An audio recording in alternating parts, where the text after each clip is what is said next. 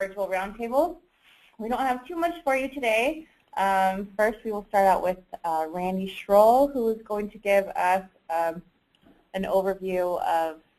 Well, it's actually just some strategies that I've come up with over the years that are really pretty inexpensive to implement, and they're good for rural Idaho communities that don't have a lot of money to advertise and do marketing outreach kinds of things.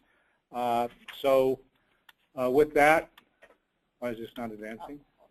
Oh, okay. Okay. Everybody hear me okay out there in TV land? I hope so. They can't. All right. They're all muted. So. Okay. All right. Here we go. The first thing you can do is just clean up your community. Improve the physical community appearance. It does a lot of things. It creates an opportunity for social fellowship and camaraderie. There are many good reasons to clean up your community. There's actually a handout that I've used in the past, and you can find this online. It's put out by Kansas State University's Ag Experiment Station and Cooperative Extension Service, and it's called Conducting a Community Cleanup Fix-Up Campaign. And I think if you just Googled that title, you could probably find that publication. It's got some really useful information on how to do that. But more importantly, right here closer to home, as I get past some of these bullet items here, there's actually the address for that handout that I just spoke of, put out by Kansas State University. But right here in the Magic Valley, the Southern Idaho Economic Development Organization has had a very successful program the last 3 years entitled Operation Facelift, New Look, New Attitude, New Business. Basically, representatives from each of the communities that have participated in that over the past 3 years have just joined together, again, creating camaraderie in the community, building a lot of community pride, and just seeking volunteers from service organizations, businesses, just a collaborative approach, and getting local hardware stores and paint stores and whatnot to try to donate supplies and whatnot, just to pick a few businesses to help clean up their business on Main Street. In fact, over the last 3 years that this program has ran, 40 building facades were improved in 2011. In 2012, there were about 1,000 people involved among the various communities, builders, owners, buying their own paint. They improved 30 building facades in 2012, and in 2013, nearly 20 businesses around southern Idaho received much needed facelifts. For example, in 2011, Operation Facelift in Twin Falls worked with an owner to completely redo the facade of his vacant downtown facility, a building that hadn't been touched since the early 60s. As a result, he's had 3 new retail tenants in 2 storefronts since he did that facade improvement. In 2011, Jerome's Operation Facelift efforts resulted in substantial improvement in 4 building facades. One of those 4, one building was sold, 2 others were leased. Each of the 3 are operated businesses with several new employees. Some other examples, Kimberly, they've improved approximately 20 building facades. Almost all of Main Street in Kimberly has been completely facelift. Glens Ferry's Operation Facelift, they brought a dilapidated building back to life on Main Street, and now the owner has great plans for building that and making it economically viable. So just a lot of positive results. In fact, this last year, the International Economic Development Council awarded the Southern Idaho Economic Development Organization the Excellence in Economic Development Gold Award for this Operation Facelift. So it's really a program that we'd love to see implemented throughout the state. I know Region 6 participated in the program in 2012 with some success, and it's one of those programs that just builds on itself each and every year.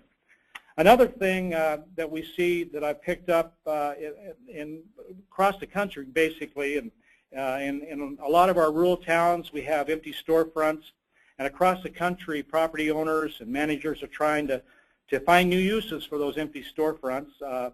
Spaces that used to be radio shacks and linens and things now serve as libraries or an auction house, even a TV studio or a place to exhibit art.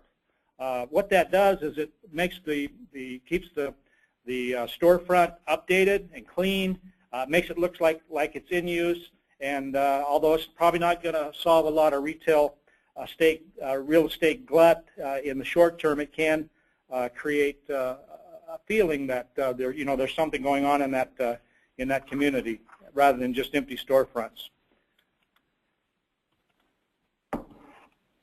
Not keeping up with my slides here. This is a program at one time that actually used to be a formal program. The idea came to us from the Hagedorn hospitality people up in Coeur d'Alene at the Coeur d'Alene Resort. Basically, Gary Mon was our director at the time, and he went to a meeting that Governor Kempthorne was holding with business people, and Jerry Jagger, who co-owns the Coeur d'Alene Resort with Dwayne Hagedorn, went to Gary and said, you know what we need is something when people come in here for a conference or a workshop at the resort, we need something to slip into the packet that talks about Idaho's business community. Start putting that message out. We thought that was a great idea, but we thought we'd take it one step further, and that is that anywhere there's traffic in the state, be it people coming in for vacation or for a conference, let's try to plant that seed and get that message out about Idaho's great business climate.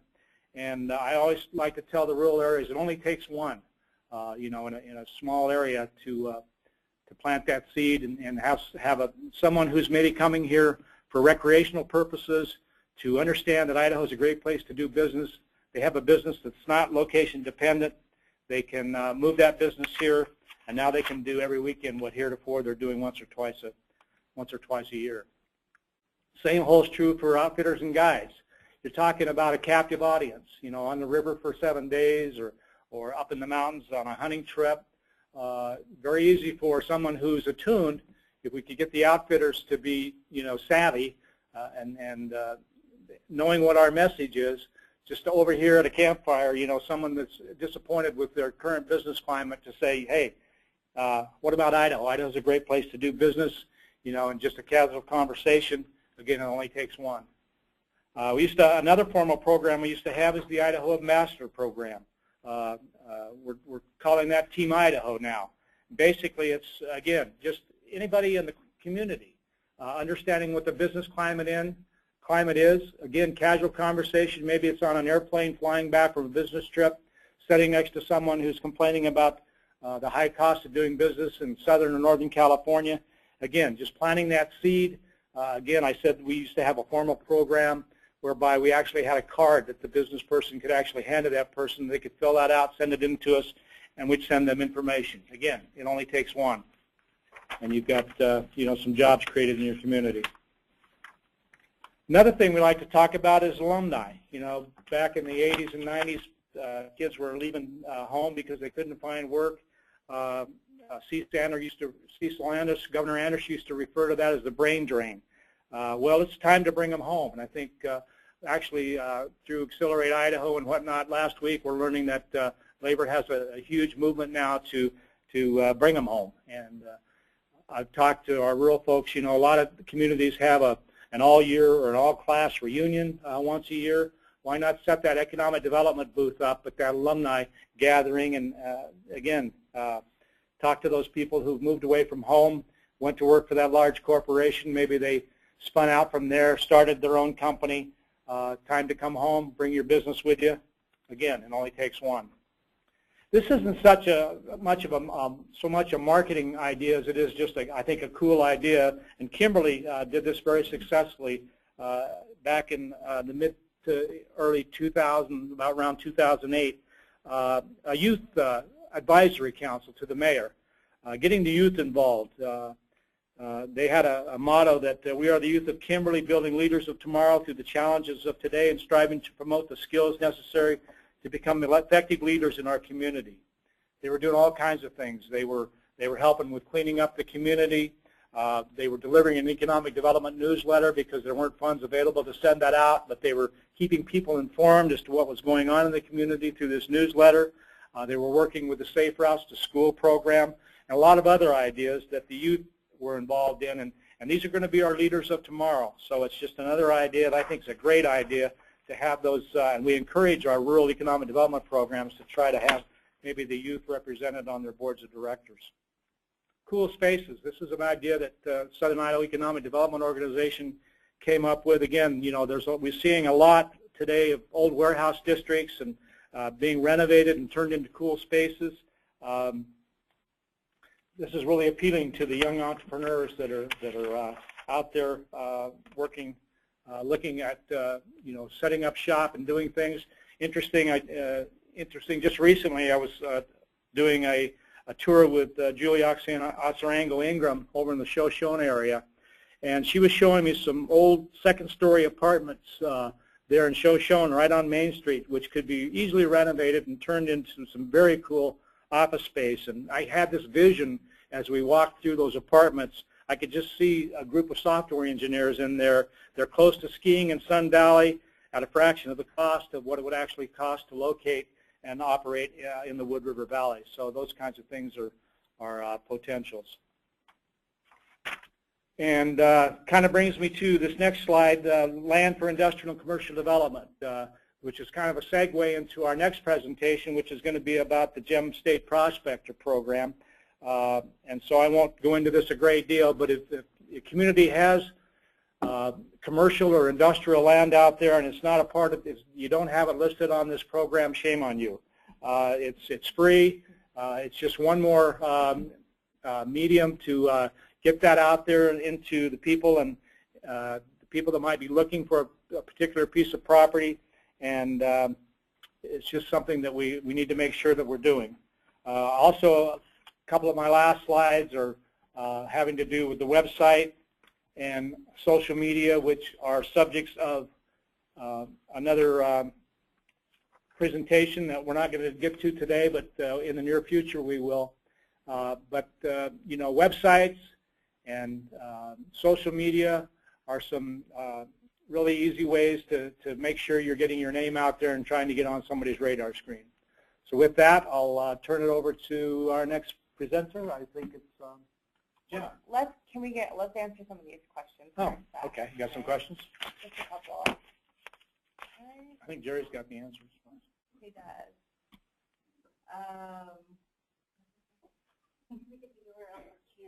Oh, the can, yeah. Yeah. Can we get back? Yeah. Oh, what did I do? Okay.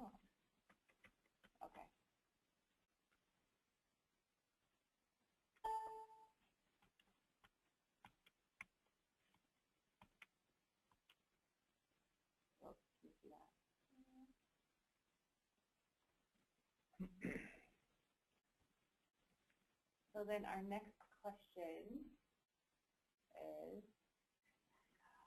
okay, how are the Operation Faceless volunteers insured?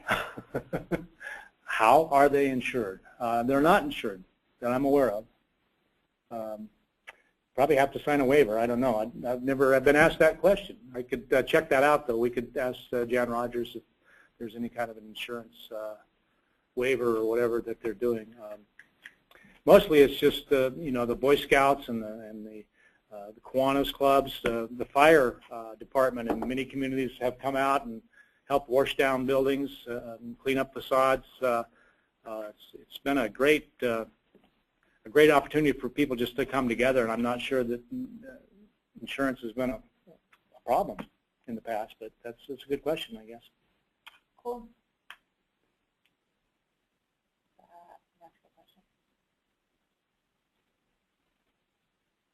Hopefully covered under city insurance. Okay. All right. There's a waiver they can sign. Okay. Okay. All right. Good. Sounds good. So with that, we are going to move on to Gem State Prospector, kind of an overview with Jenny. Good afternoon. For those of you who did not make it to the AIDA conference last week, we talked about training sessions for Gem State Prospector. GIS Planning is going to be offering training every Thursday. They're going to make themselves available to offer training every Thursday throughout October, November, and December. So if you want some additional assistance with how to best use that for working with your clients, please contact myself, send me an email or give me a call, and we'll pick a Thursday date that works for you.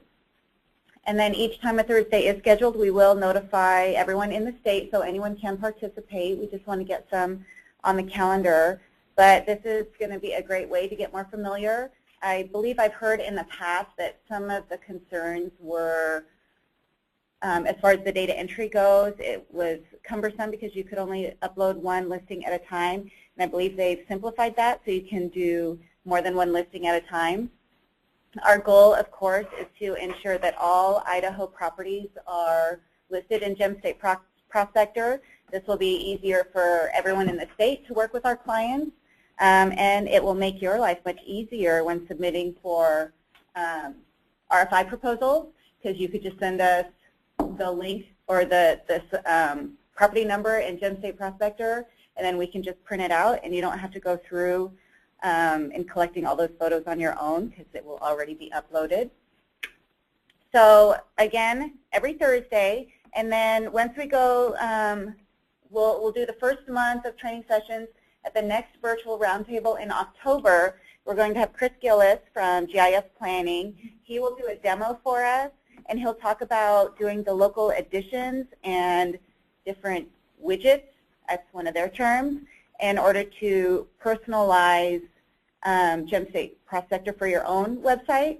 BVEP is one of our agencies that does have a local edition, so you can check out their website and how it works as far as what it looks like to have a local edition.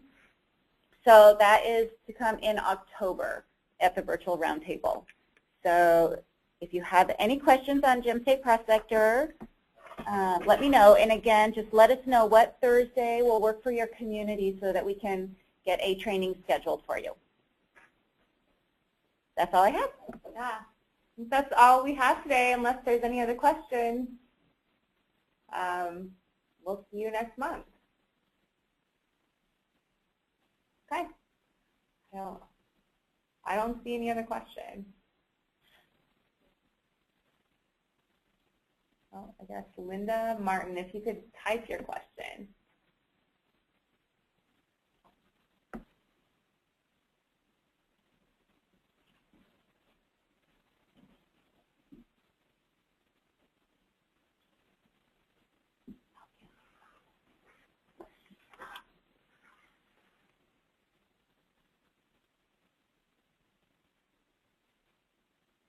Okay.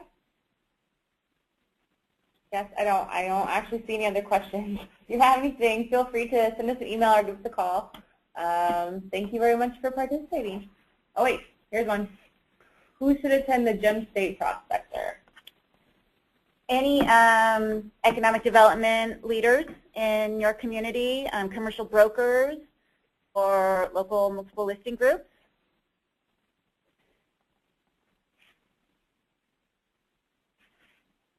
Okay. All right, well, with that, there's no other questions. We will see you next month. Thank you.